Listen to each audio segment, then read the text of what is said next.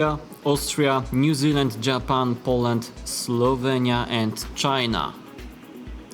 Here at the first heat, and they are already off the gates. Very quick distance.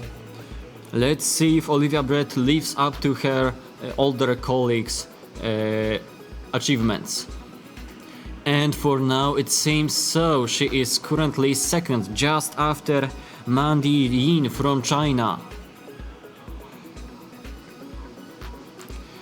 First one from this heat goes straight to the final A. And Jean is not holding back, she's already almost half a boat ahead of everyone else. Gowarcinovic and Ostrowska tried to threaten her, but there was no use. Mandy Jean first.